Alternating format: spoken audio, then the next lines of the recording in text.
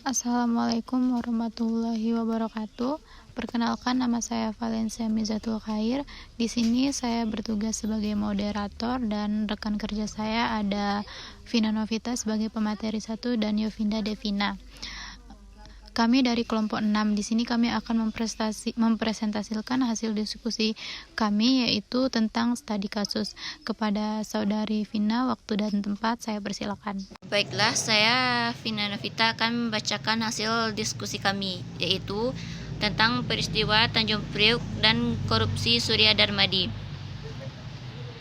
Peristiwa Tanjung Priok. Peristiwa kerusuhan yang terjadi pada tanggal 12 September 1984 di Tanjung Priok, Jakarta, Indonesia, yang mengakibatkan sejumlah korban tewas dan luka-luka, serta sejumlah gedung rusak dan terbakar. Sekelompok massa melakukan defil sambil merusak sejumlah gedung dan akhirnya bentrok dengan sejumlah aparat yang kemudian menembaki mereka. Setidaknya 9 orang tewas, 54 terbakar, dan lebih kurang 100 orang yang tewas dan terluka. Itu yang estimasi resmi. Dalam kerusuhan tersebut 24 orang tewas oleh tindakan aparat. Dalam peristiwa ini, yang menjadi korban tersebut adalah masyarakat Muslim Tanjung Priok. Akibat setelah kerusuhan tersebut, militer melaporkan bahwa mereka dipicu oleh seorang pria yang berpakaian militer yang membagi selebaran anti pemerintahan bersama dengan 12 orang sekelompotannya. Dilaporkan dari orang yang ditahan, yaitu Jenderal Hartono Rekso Darsono, ditangkap karena diduga menghasut kerusuhan tersebut karena setelah menjalani persidangan 4 bulan dan divonis bersalah, dan akhirnya dibebaskan pada bulan September 1990 setelah menjalani hukuman penjara 5 tahun. Yang kedua, kasus korupsi Surya Darmadi. Bos produsen minyak goreng merek Palma, Surya Darmadi, awal bulan ini resmi ditangkap oleh Kejaksaan Agung atau Keja Agung sebagai tersangka terkait perkara dugaan tindak pidana korupsi dan tindak pidana pencucian uang yang merugikan negara hingga 78 triliun. Surya Darmadi merupakan pemilik dari PT Darmax Group atau PT Duta Palma yang merupakan produsen minyak goreng merek Palma.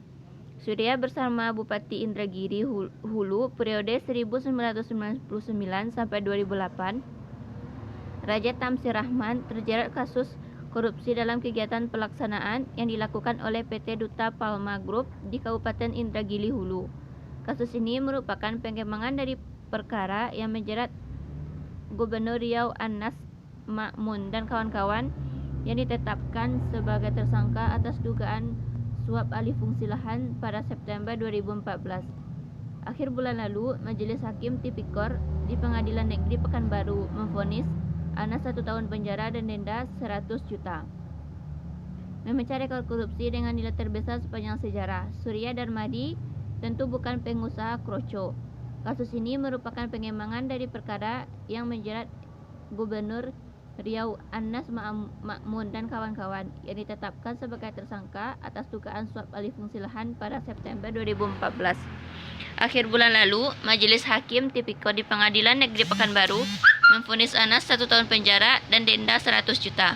Memecah rekor korupsi dengan nilai terbesar sepanjang sejarah. Surya Darmadi tentu bukan pengusaha kroco. Saat ini Surya Darmadi telah kembali ke Indonesia dari sebelumnya berada di Taiwan dan harus menekam selama 20 hari di rumah tahanan rutan Salemba. Terhitung jarak 15 Agustus hingga 3 September 2022 untuk menjalani penyelidikan lanjut. Itulah hasil presentasi kelompok kami mengenai studi kasus. Jika ada dari teman-teman yang tidak mengerti atau ada yang ingin ditanyakan, kami persilakan.